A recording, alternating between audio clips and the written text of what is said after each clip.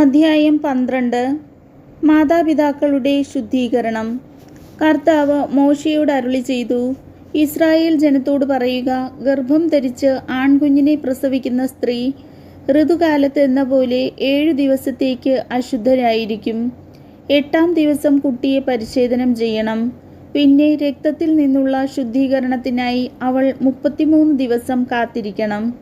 ശുദ്ധീകരണ ദിവസങ്ങൾ കഴിയുന്നതുവരെ വിശുദ്ധ വസ്തുക്കൾ സ്പർശിക്കുകയോ വിശുദ്ധ സ്ഥലത്ത് പ്രവേശിക്കുകയോ അരുത്.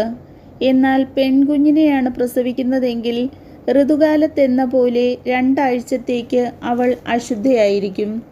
രക്തത്തിൽ നിന്നുള്ള ശുദ്ധീകരണത്തിനായി 66 ദിവസം കാത്തിരിക്കണം. കുഞ്ഞ് ആണോ പെണ്ണോ ആകട്ടെ, ശുദ്ധീകരണത്തിൻ്റെ ദിനങ്ങൾ പൂർത്തിയാകുമ്പോൾ അവൾ കുഞ്ഞിനു വേണ്ടി 1 വയസ്സുള്ള ഒരു ആട്ടിൻകുട്ടിയെ ദഹനബലിക്കായും 1 ചെങ്ങാലിയെയോ പ്രാവിൻ കുഞ്ഞിനെയോ പാപപരിഹാര ബലിക്കായും സമാഗമ കൂടാരത്തിൻ്റെ വാതിൽക്കൽ പുരോഹിതൻ്റെ മുൻപിൽ കൊണ്ടുവരണം.